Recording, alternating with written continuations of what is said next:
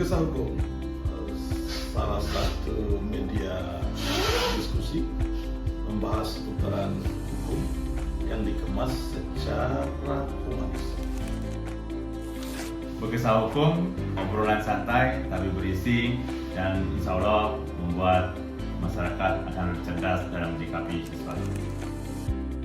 Sebuah kehormatan bagi saya bisa bersama teman-teman yang luar biasa untuk berkesah hukum.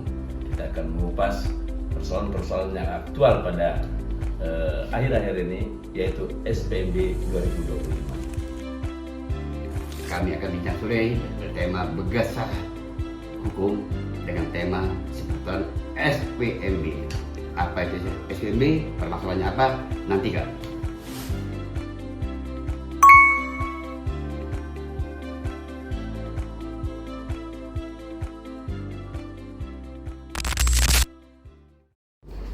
Ya, Assalamualaikum warahmatullahi wabarakatuh. Waalaikumsalam. Selamat siang para rekan-rekan. Hari ini kita akan bahas apa, Mas Rono? Problematika SPMB. Problematika SPMB. Tapi dari sudut pandang berbeda nih, karena kita Dari sudut pandang berbeda, ya? Kita di ngobrol santai dengan tamu-tamu, bukan tamu sih, rekan-rekan ya. Rekan-rekan, kita kenalan dulu, ya. Boleh. Ini kita kehadiran Bang Parman. Bang Parman ini kita tahu lah, ya, di Kota Palembang, Sumatera Selatan. Beliau adalah salah satu aktivis senior. Hari ini beliau lagi getol-getolnya nih mengadvokasi persoalan SPMB.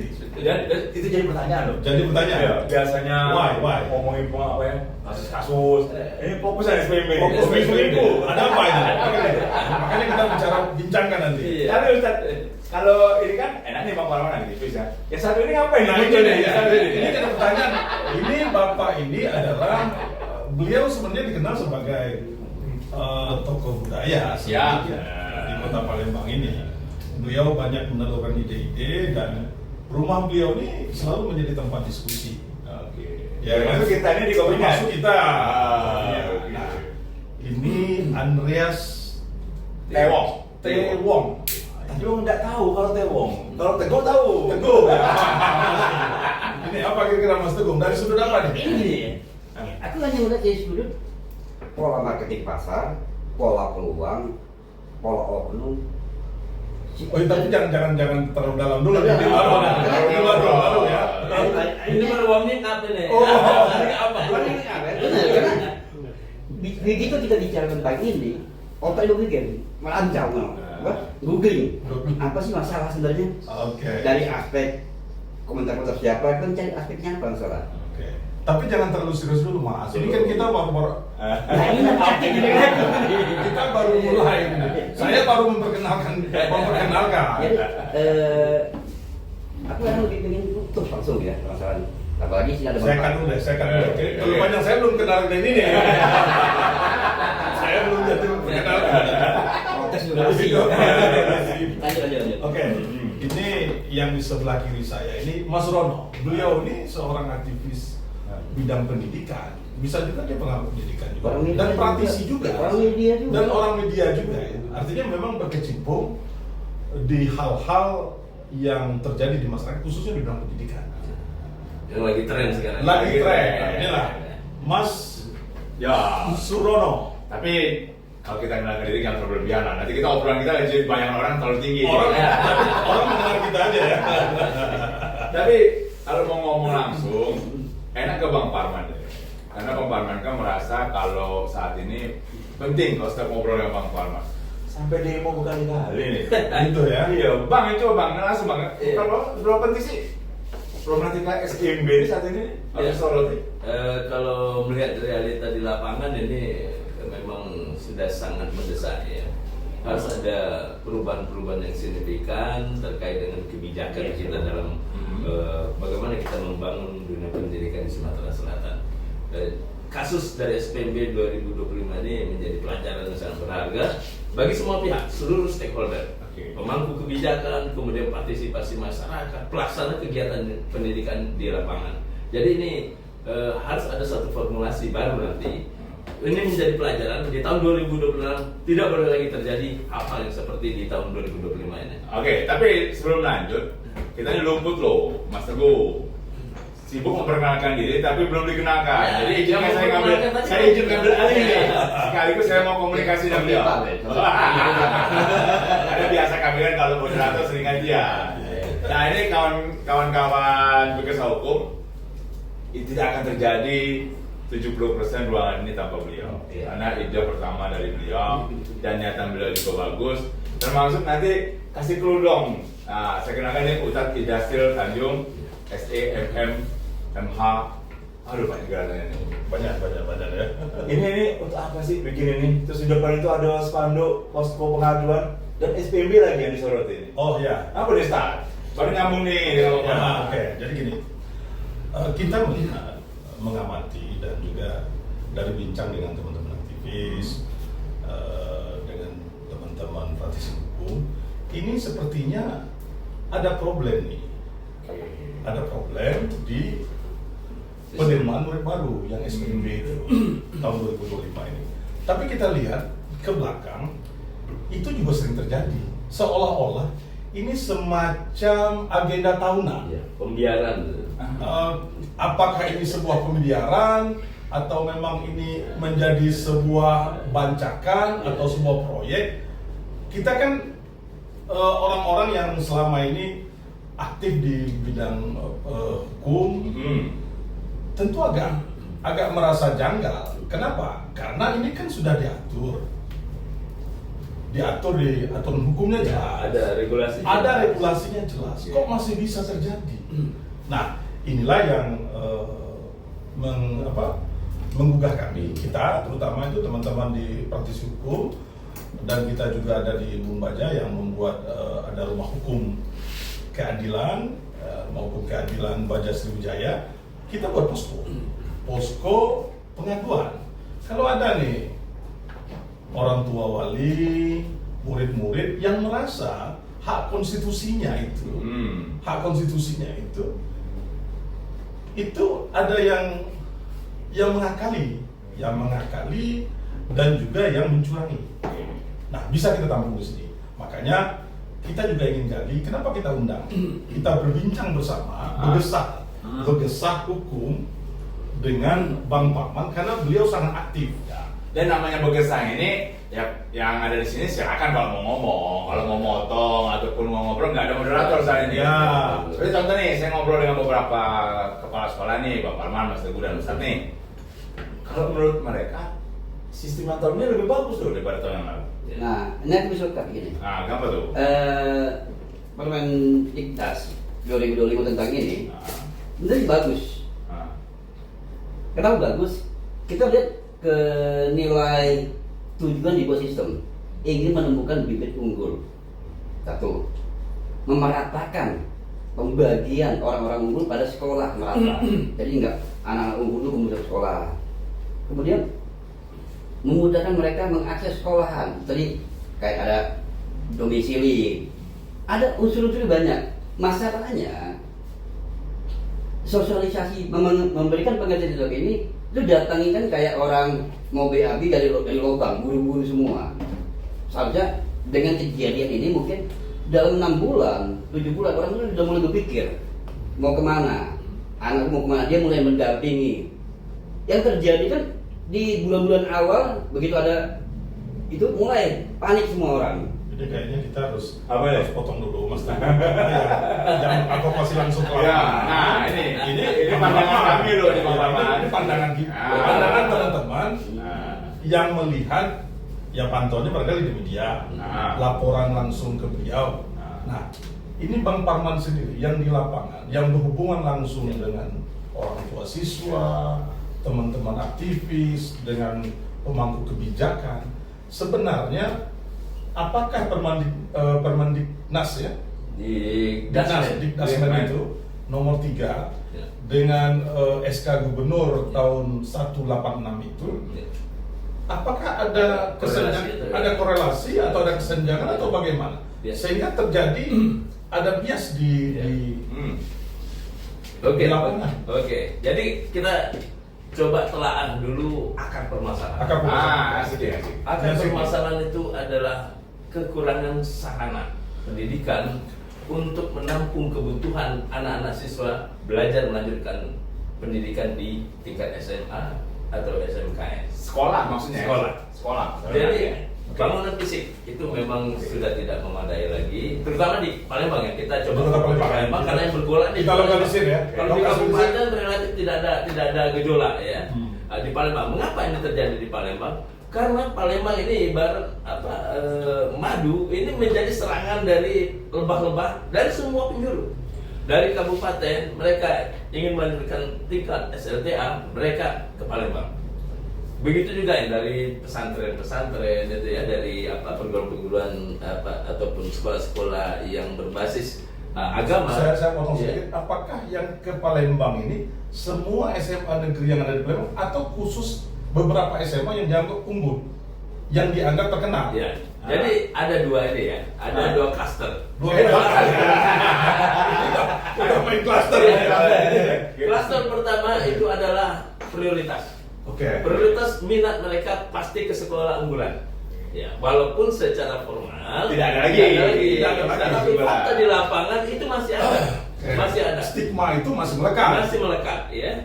Sementara daya tampung dari sekolah-sekolah yang ada di Palembang ini sangat terbatas.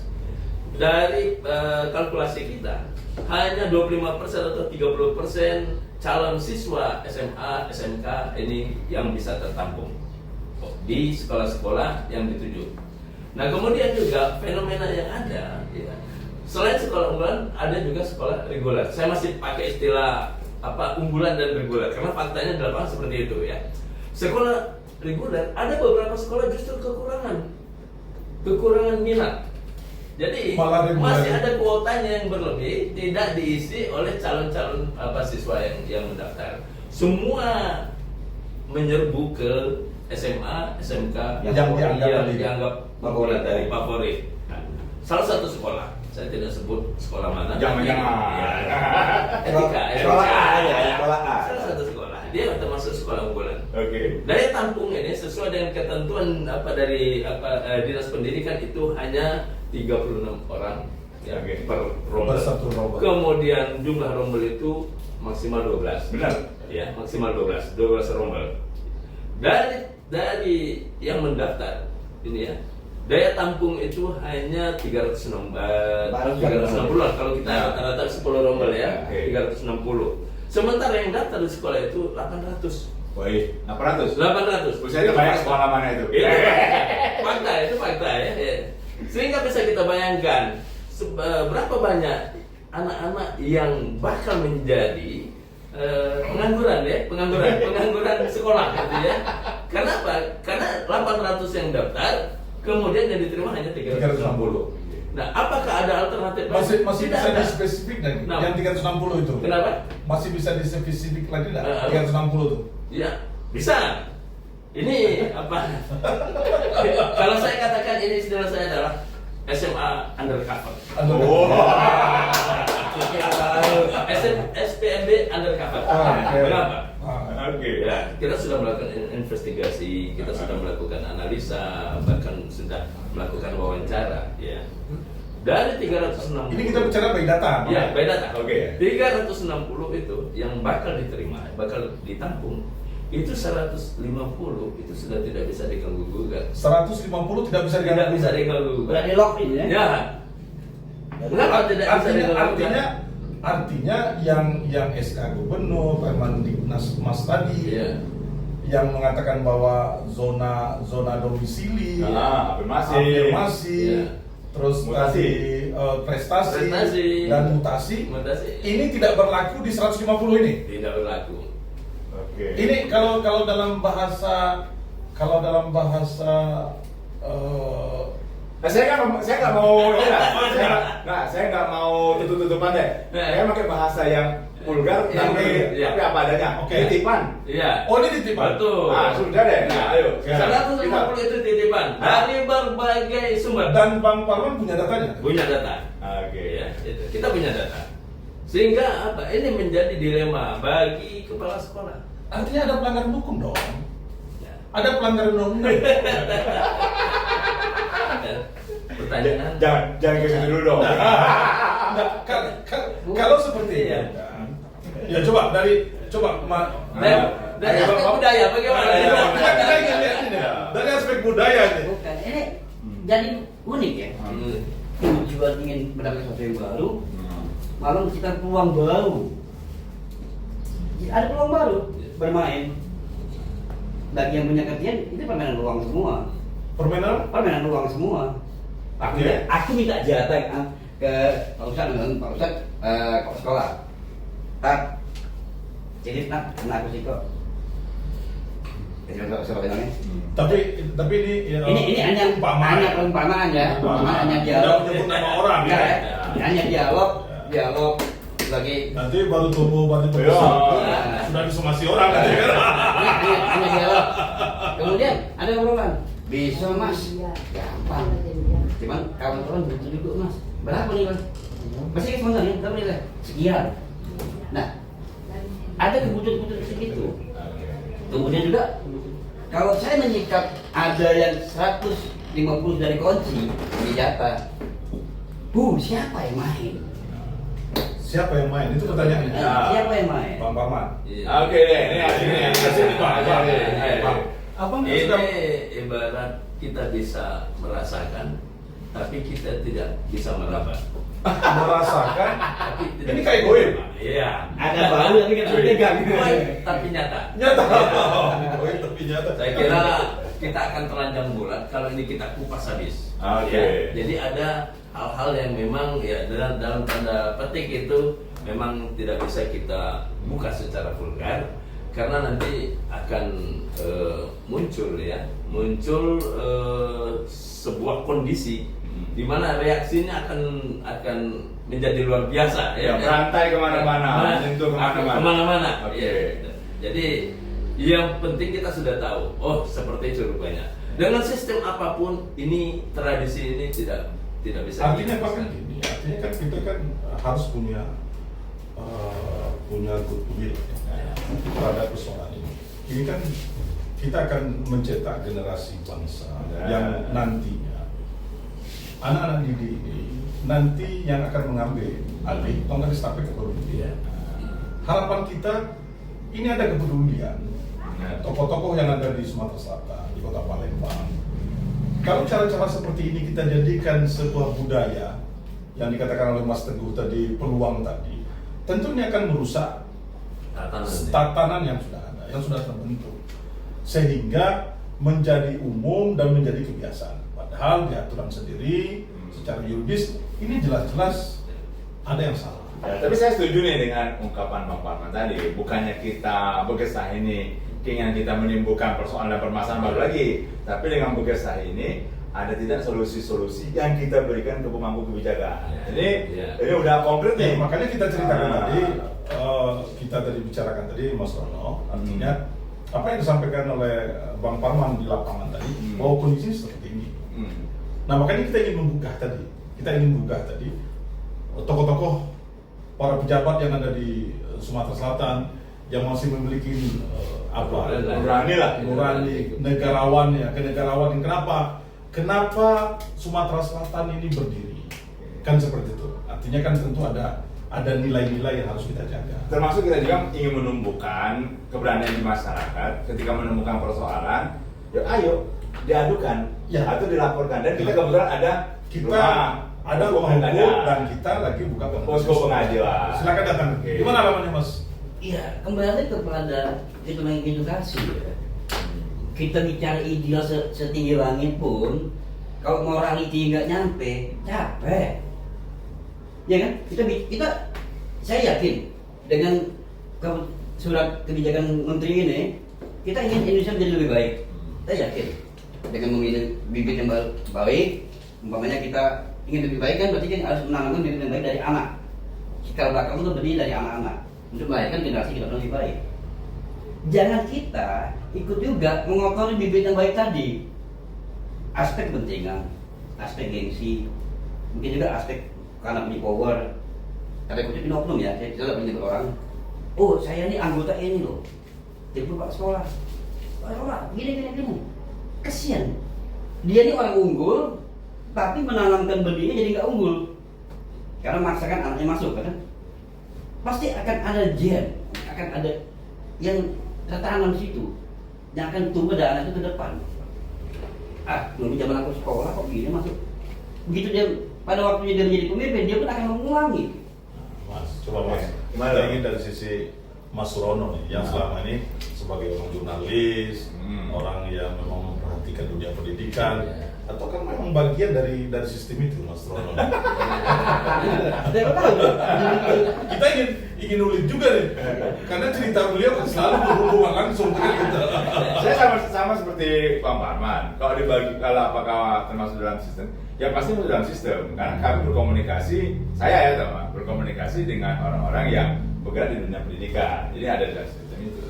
Nah sama saya kayak istilah Bang Parman tadi, itu baru kali saya ketemu dan sangat bagus sekali. Pengangguran sekolah. Ketika tidak lulus tadi kan, jadi ada kata pengangguran sekolah.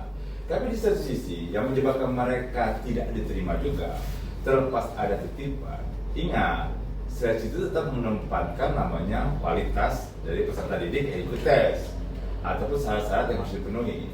Ketika hal ini tidak dipenuhi, yang sebenarnya yang harus dilakukan pertama kali, tapi dengan cara yang benar ya, ketika tidak dinyatakan lulus, ya terima ketidaklulusan ini. Entah itu saudara, entah itu anak. Benar kata Mas. Ada kelegowoan. Kelegowoan. Ketika tidak terima Dari sisi masyarakat, ya sudah cari tempat lain. Dan ini kan membuka peluang juga Bang Ustaz, Mas Teguh, ke sekolah swasta. Kalau sampai semuanya masuk negeri, bangkrut juga banyak sekolah swasta. Nah ini persoalan. Gimana tuh? Kita lihat ya dari tadi lapangan bahwa masih besar kesenjangan kualitas. Oh, antara swasta dan negeri. Antara swasta dengan negeri. Ya. Dari Ada, sisi ada kualitas. beberapa pengecualian ya swasta yang unggulan ya. Ada 2 atau 3 lah swasta yang menjadi favorit, bahkan lebih favorit daripada sekolah negeri. Oke. Tetapi itu hanya barangkali hanya sekitar 2,5% atau 5% dari seluruh jumlah sekolah swasta yang ada di Kota Palembang. Nah ini menjadi persoalan ya. Bahkan ada swasta itu sampai dia ibaratnya jemput bola pun masih tidak ada yang berminat. Kenapa? Karena ada frame berpikir dari masyarakat atau khususnya orang tua siswa ya. Mereka ini ingin anaknya dididik dengan baik di sekolah berkualitas dan ada masa depan yang baik. Kenapa? Prospek untuk diterima di perguruan tinggi yang baik, yang berkualitas, yang favorit itu adalah apabila mereka dididik di SMA ataupun SMK yang memang betul-betul berkualitas. Jadi saya kira nih frame berpikir yang normal ya, manusiawi sekali, kan? Sehingga tetap terjadi adanya perebutan ya di satu sekolah favorit, sementara sekolah reguler yang saya istilahkan sekolah reguler hampir tidak ada peminatnya. Karena mereka melihat rekod ya, sekolah unggulan A pada saat kelulusan berapa persen lulusan dari sekolah itu yang diterima di perguruan tinggi. Bahkan ada yang sampai lebih dari 100% tingkat penerimaan. Kenapa? Ada satu siswa dia memilih dua perguruan tinggi dan semua dua-duanya lulus. Semua. Maka itu sampai ada hitungan 100% lebih. Nah sementara di sekolah reguler yang satu yang tidak unggulan ini barangkali hanya 25%, 30% tingkat yang diterimanya di perguruan tinggi. Ya, gitu. Nah ini menjadi persoalan. Artinya kalau memang ada perilaku yang seperti itu, ini kan perilaku nih, Ya.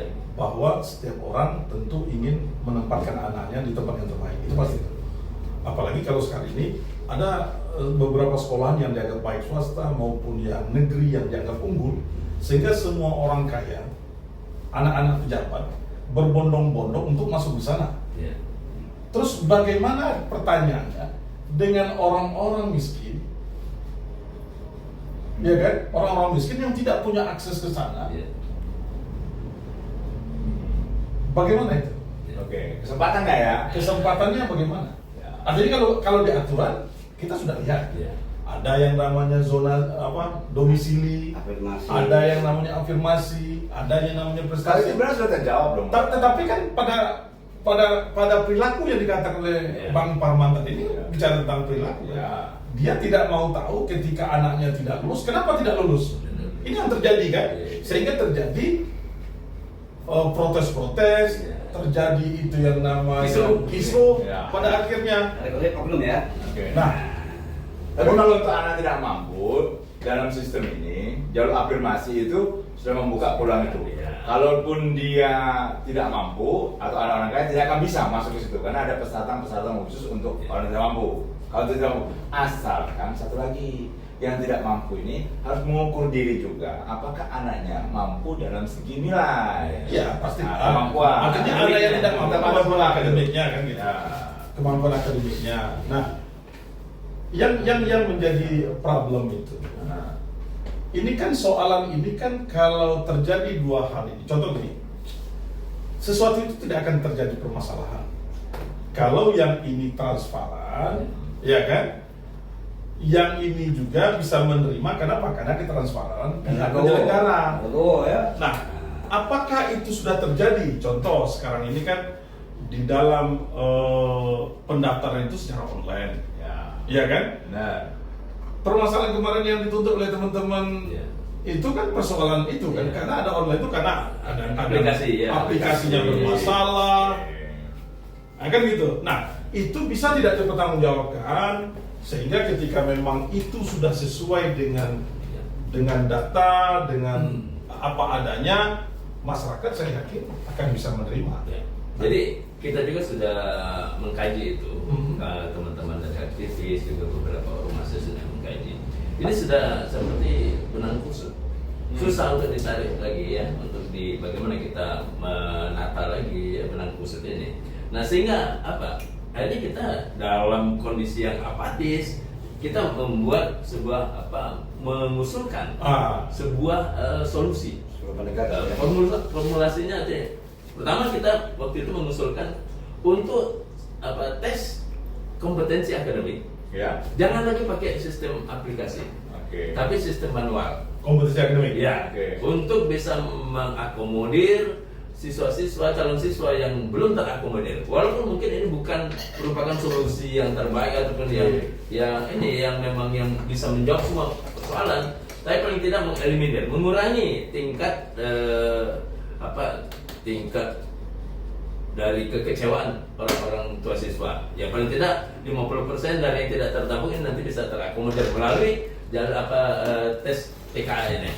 Nah, tapi ternyata itu ditolak ya, dengan berbagai alasan, sehingga tetap dilanjutkan dengan menggunakan sistem aplikasi. Benar. Ya, kita sudah menyampaikan aplikasi ini walaupun dia itu sebuah sistem, tapi dia tetap ada operatornya. Operator. Ada operator.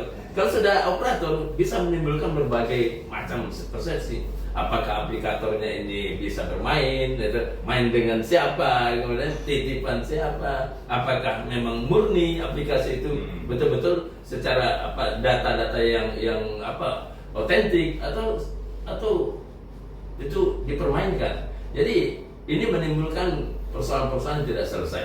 Nah, sehingga pada kesimpulannya terakhir kita mengusulkan begini. Kita memberikan dua opsi yang kita usulkan kepada Disdik. Waktu itu langsung dipimpin oleh Pak Sekda Pak Sekda Provinsi.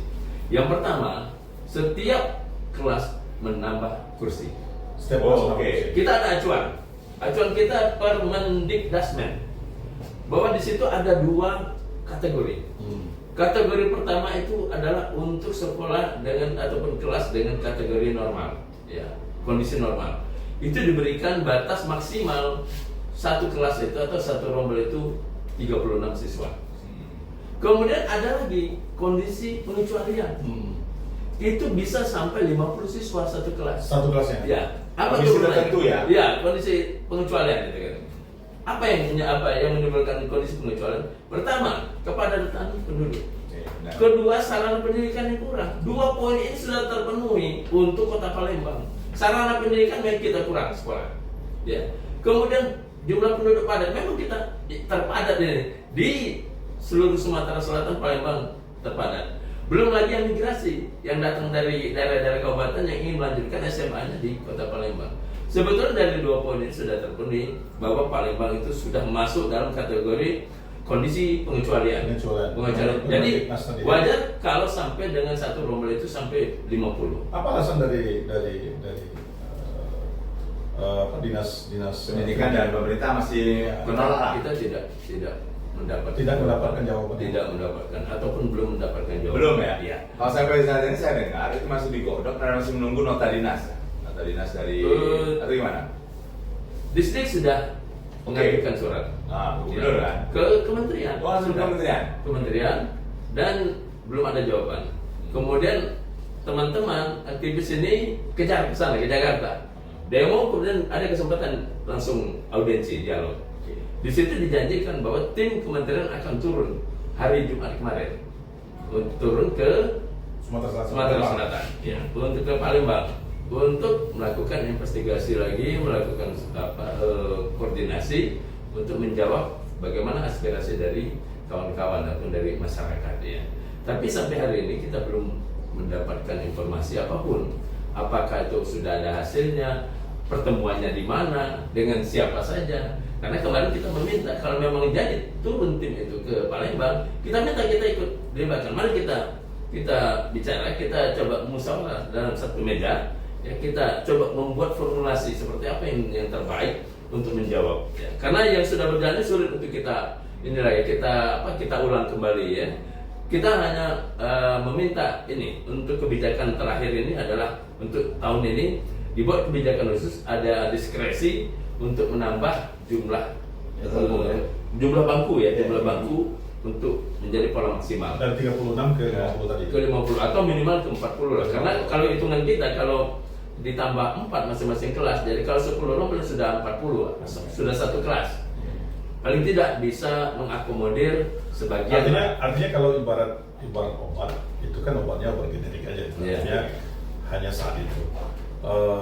Kita ingin ada penyelesaian menyeluruh sebenarnya, sehingga ini tidak terjadi di tahun-tahun mendatang. Apakah ini tidak selayaknya kalau menurut Mas Rono ini kan, ya, selama berbicara, apakah tidak selayaknya ketika itu memang dari sisi aturan, Permendiknas, terus SK Gubernur, semuanya sudah mengakomodir sebenarnya. Ada ketidakpatuhan sebenarnya. Kalau kita lihat dugaan ketidakpatuhan, sehingga ada oknum-oknum yang kita anggap bermain di situasi ini. Apakah tidak selayaknya itu kita dorong aja ke persoalan hukum? Nah, sekarang atau kalau memang ada permasalahan terkait dengan secara administrasi, bisa kita pertemukan. Yang melakukan perbuatan pidana, bisa kita laporkan. Mungkin hal seperti itu. Nah, sekarang gini, saya bukan berarti, tapi tidak apa-apa kalau teman-teman mengartikannya saya pro kepada kepala sekolah. Dengan kondisi saat ini, nah termasuk saya ingin bertanya ke rekan-rekan di sini, apa solusi yang akan disampaikan ke rekan-rekan? Dengan kondisi yang tadi dalam tanda kutip ada dugaan titipan dari kuota yang ada, belum lagi tekanan dari aturan-aturan yang berubah, sistem yang berubah. Kepala sekolah ini kan orangnya terbatas nih, satu orang satu sekolah dengan sudah ada kuota yang sekian tapi titipan sekian. Kebingungan mereka dalam mengatur ini pun sangat berat sekali nih, sekolah ini kan. Dan mereka pun terkadang menjadi salah satu, bukan lagi menjadi, ya, terkadang selalu jadi satu topik yang disalahkan terus menerus. Ya, jadi tumbal. Jadi tumbal, baik oleh masyarakat, baik oleh aktivis, baik terhadap juga kalangan dinas ketika melemparkannya juga ke kepala sekolah. Mereka ini di posisi kalau SBB ini kayak bos Malaka, dimakan ibu mati, nggak dimakan ayah mati, dijalankan di jabatan. Dan terakhir jadi kambing hitam. Kambing hitam. Selalu yang di demo ujung-ujungnya pecat kepala sekolah ini, berhentikan kepala sekolah ini. Artinya kan ini kan menjadi apa? Menjadi hal yang tidak baik. Artinya kita mempercayakan anak-anak didik kita kepada sekolahan, sedangkan sementara kepala sekolahnya, guru-gurunya itu terintimidasi dengan situasi ini. Dan itu ada tugas di Anda, Ustaz. Pelindungan hukum terhadap kepala sekolah. Ya. Kerjasama dong. Jadi gini, kita ini kan tidak transparan. Betul. Kita tidak transparan, ya. Kita bicara dari pendidikan SD. Berapa jumlah SD? SD SMP ketemu semua enggak? Berapa jumlah SMP? SMP SMA ketemu semua enggak? Ini masyarakat nggak pernah dapat data. pasti ada yang namanya sedikit potongan. Umpamanya di SMP ada 1000, SMA daya tampung 600. 400 mana? Ketika Bang Parman di pengangguran sekolahan. Kita benahi dulu volume tampung. Kalau pemerintah bisa membenahi volume tampung dari SD, SMP, SMA, saya rasa persoalan bisa terminimalis. Artinya harus ada goodwill dong. Ada goodwill Dari volume tampung dulu dari pemimpin tertinggi kita di Sumatera Selatan ini. Tapi ini ada persoalan. Ada persoalan. Mengapa? Putus koordinasi. Maksudnya? Karena ini dampak dari kebijakan dari pemerintah pusat yang ngerti saya. ya, yang sudah menyerahkan wewenang pengelolaan sekolah SMA, SMK ini ke provinsi, sehingga putus kendali kendali operasional, kendali koordinasi, ya. Ngapa? Antar Pemprov tidak tahu berapa banyak SMP yang ada, ya, berapa banyak SD yang ada. Nah, sementara di SD, SMP ini dikelola oleh pemerintah kota dan kabupaten. Benar. Ya. Sementara provinsi tidak punya data yang valid seberapa banyak SMP, seberapa banyak tahun depan ini calon siswa yang sudah lulus yang akan masuk ke SMA atau SMK yang dikelola oleh pemerintah provinsi. Nah, itulah yang terjadi ya di lapangan, bahwa ada sekolah-sekolah yang ternyata ini tidak bisa menampung calon siswa yang harusnya itu sudah bisa diprediksi. Ya. Saya katakan balik lagi di awal tadi, tidak adanya revitalisasi sekolah-sekolah yang selama 20 tahun ini di tingkat SMA, SMK ini terjadi stagnasi pembangunan fisik. Ya. Tidak rasional Antara jumlah SD, SMP dengan SMA. Nah, tapi kalau itu dikelola oleh satu pemerintahan, apakah itu semuanya di provinsi atau di pemerintah kota, kabupaten, mereka pasti ada artinya monitor, iya, ada data, ada hierarkinya. Tapi kan Bang, itu tidak bisa kita kan jadikan sebuah alasan kan. Artinya gini, mohon maaf maksud saya gini. Ini kan pemerintahan, artinya sebagai pemerintah tertinggi, gubernur, wali kota, ada koordinasi. Biasanya kan ada koordinasi. Tidak mungkin dia akan putus sama seperti kita lihat dua negara. Kita sepahami Bukan di dalam satu ruangan. Ya, sekarang pertanyaan, apakah koordinasi itu jalan atau tidak? Nah, Artinya pertanyaan itu apakah dilaksanakan oleh teman-teman di dinas pendidikan atau provinsi dan kabupaten kota? Jadi kita sepahami dulu permasalahan utamanya di mana. Jelas permasalahan itu dari tampung volume tadi ya. Kalau volume itu terpecahkan formulasinya, tinggal mereka mau bagaimana regulasinya. Kembali tadi kan mau koordinasi itu regulasi. Jadi memahami dulu volume. Persoalan utama tuh ini ada produk ini mau dilempar ke level berikutnya atau dilempar ke berikutnya, kita nggak tahu. Kalau gitu gini Mas, kalau bisa soal daya tampung, kita juga harus paham membangun satu sekolah itu bukan dengan biaya murah. Tadi sepakat dengan revitalisasi tadi, tidak perlu membangun satu sekolah, tapi meningkatkan di volume sekolahan. Apakah naikkan ruangan, nambah ruang, nambah tingkat, karena banyak sekolah-sekolah yang efisiensi. Tapi kan itu kan gini, tadi kan sudah terjawab juga bahwa ini ada yang namanya sekolahan elit unggulan, ada yang reguler. Ini tanda-tanda. Jadi persoalan bukan ini persoalannya. Orang berbondong-bondong Keunggulan. berbondong-bondong, daya tampungnya cuma 360, yang mendaftar 800. 800 ini ingin semua lulus di sekolah ini. Sedangkan di sekolah-sekolah pinggiran itu malah siswanya melakukan kekurangan. Nah, sebenarnya seharusnya yang kualitas di sekolah-sekolah pinggiran ini pun ditingkatkan dari sisi mutu. Itu sebetulnya. Ini yang kali beliau revitalisasi tadi. Sepakat dengan kali beliau revitalisasi, bukan hanya fisik tapi manusianya. Sepakat dengan beliau tadi revitalisasi dulu sekolah-sekolah itu. Memang agak susah ketika kita harus mengubah pandangan masyarakat. Oh, sekolah ini bagus, sekolah ini tidak bagus, karena sudah terprint nih dari segi alumni, dari segi tadi masuk ke perguruan tinggi negeri, dari segi fasilitas, gitu kan, dari segi kedekatan lokasi kan di tengah kota dibandingkan di pinggiran. Tapi sebenarnya benar, kalau memang pemerintah perhatian, tulus, sesuai dengan tupoksinya, yang di pinggiran tadi ditingkatkan fasilitasnya, kualitasnya, guru-gurunya juga disebar dengan merata yang bagus-bagus, itu kan akan terjadi daya tarik. Akan terjadi pemerataan. Pemerataan. Ya. Sebenarnya. Tidak harus tertuju ke sekolah A. Artinya kan ini kan goodwill saja. Iya. Artinya kalau melihat ini sebuah hal yang sangat penting di dalam sebuah pemerintahan ini, tentu pemerintahan tertinggi itu akan mengambil sikap seperti kita itu. gini, kita kalau Saya sebenarnya setuju dengan apa yang memang dilakukan oleh konsisten dan punya komitmen yang tinggi untuk melaksanakan secara bertanggung jawab undang-undang pendidikan, Ya. itu kan sudah jelas. 20% anggaran ini harus dialokasikan untuk Pendidikan. bina pendidikan. Coba kita cek berapa persen DPRD di provinsi, ya, dari pusat, provinsi, kabupaten kota tercukupi tidak yang 20% itu?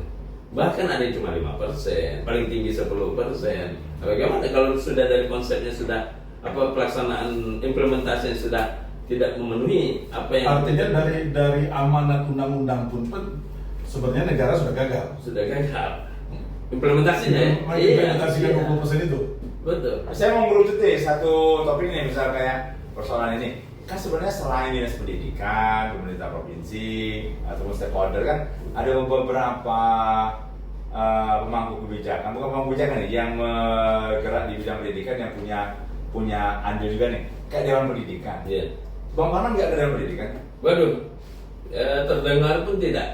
Maksudnya? Justru sangat kita sayangkan Dewan Pendidikan harus menjadi garda terdepan dalam Ya. pembelaan hak-hak dari Advokasi segala masyarakat, ya. Justru tidak ada suara sama sekali.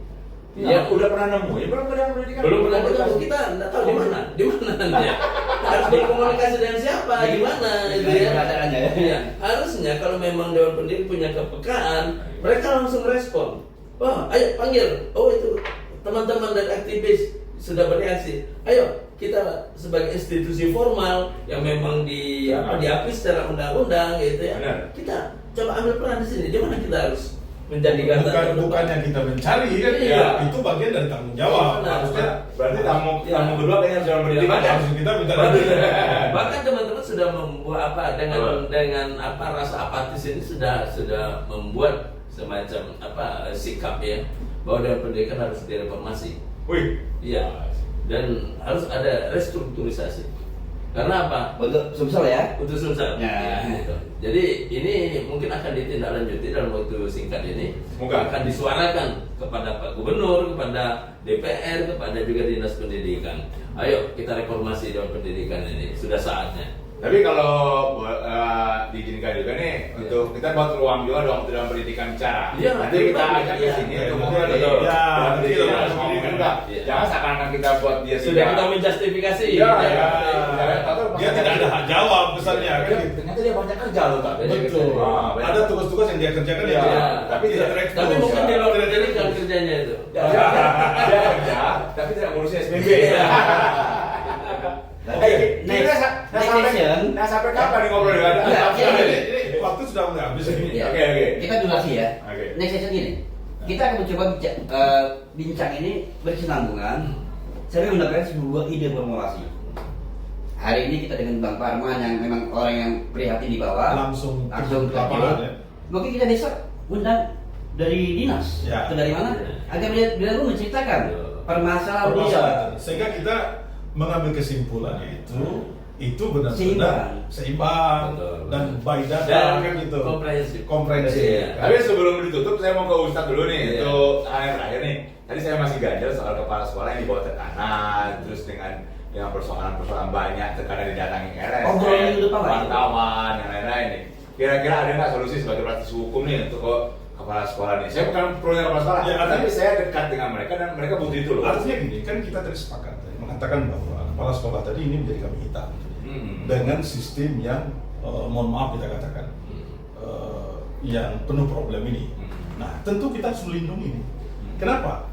Karena mereka inilah tempat kita menitipkan anak. Tempat kita ini ingin menjadi anak kita ini orang-orang yang berkualitas, moral baik, akhlak bagus, etikanya bagus, Budi pekerti bagus. Bagaimana mereka akan memberikan yang terbaik itu kalau mereka dalam tekanan? Iya. Mereka dalam bayang-bayang ketakutan. Tidak boleh.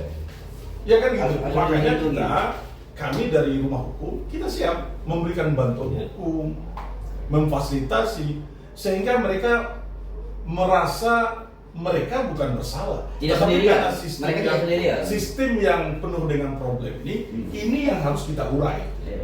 agar semua pihak itu mendukung setiap langkah-langkah kepala sekolah agar siswa-siswa yang mereka didik ini menjadi orang-orang yang berkualitas. Dan biar mereka tenang memposisikan diri dengan jabatannya untuk mendidik anak bangsa, bukan memikirkan bagaimana ada yang jelimetnya persoalan ini. Terus mereka mendidik anak bangsa. Oke. Ini kita sudah hampir habis nih. Apa Bang Parman ada mau closing statement? Saya kira ini menarik apa yang ditawarkan tadi ya, Oke. bahwa ada semacam bantuan hukum ya, pendampingan hukum terhadap para sekolah-sekolah, khususnya kepala sekolah. Saya kira konteksnya bukan hanya untuk dalam konteks SPMB saja, tapi juga dalam proses Jangka panjang. pengajaran sepanjang. Betul, ya, benar. Anak-anak itu dididik di sekolah tersebut. Kenapa? Ya kita juga harus mengakui ya bahwa banyak sekali kepala sekolah yang pusing, gangguan-gangguan dari luar ya, terutama dari apa ya Oknum-oknum lah ya. oknum-oknum yang sudah mengganggu konsentrasi mereka, bahkan sudah nyerempet ancaman-ancaman ya, itu ya, ancaman-ancaman ya kalau ini tidak sepakat ini ke ranah hukum. Nah, saya kira di sini peran dari bara ya, dari baja hukum saja, kalian. untuk Menjadi bagian. memberikan pendampingan ya, sehingga ada rasa aman, rasa nyaman. Kalau sekolah yang betul-betul seperti kata Dinda Surono tadi, mereka konsentrasi hanya untuk mendidik anak-anak kita supaya lebih berkualitas, tidak dipusingkan lagi dan menghadapi ada oknum-oknum dari luar yang mengganggu kebijakan. Kalau ini tidak kita dampingi ataupun tidak diberikan rasa rasa nyaman, aman, mereka takut membuat kebijakan itu. Sehingga apa yang terjadi? Akhirnya yang terjadi adalah korbannya adalah pendidikan yang ada di sekolah itu. Setuju. Oke. Ini mudah-mudahan pesan ini ditangkap oleh rekan-rekan kita kepala sekolah, Siap. sehingga mereka tidak sendirian. Nah, benar. Mereka ada yang juga mendukung, Ada yang peduli sih. ada yang peduli. Jadi kami teman-teman yang peduli dengan pendidikan, kita di Rumah Hukum Keadilan Baja Sriwijaya yang sangat peduli, konsen dengan hal itu, Siap. kita akan siap mendukung itu. Iya. Ya. Kami rasa ini Ya, nanti melalui Dinda Surono Ya, karena bisa bisa memfasilitasi. memfasilitasi. Ya, kita membuat forum. Kita forum, kepala kita hadirkan kepala sekolah. termasuk juga komite di situ. Kita akan berikan edukasi hukum. Tentu ya, dari saudara kita Indasril ini siap untuk memberikan Siap. edukasi hukum. edukasi Siap hukum. hukum. Secara hukum pasti beliau siap, Ya. tapi secara tadi yang kata Bang Parman bergerak di bidang Bang Parman sendiri juga perlu untuk bergabung Ya, dengan kami. ya. Karena Kita tim bersama-sama. Bang Parman, Ya. kita berkolaborasi, Pak. Iya. Oke, ya.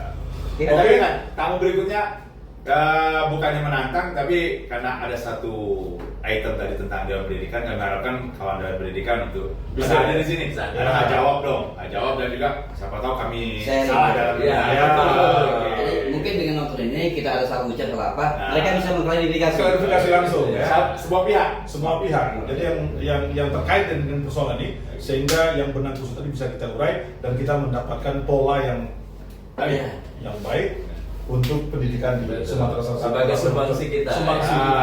Sebagai anak bangsa yang hidup di Kota Palembang. Ya. Sepakat? Sepakat. Oke. Silakan datang ke Oke, terima kasih juga. Terima kasih. Inilah bergesah kami, gesah hukum. Ini yang pertama. Mudah-mudahan ini bukan akhir, tetapi ini akan berkelanjutan. Kita akan hadirkan rekan diskusi kita, rekan bergesah kita, yang semakin menarik, semakin seru, dan kami berharap para netizen, pemirsa dapat mengikuti kami terus. Angkat. Oh iya. Angkat. Pemirsa.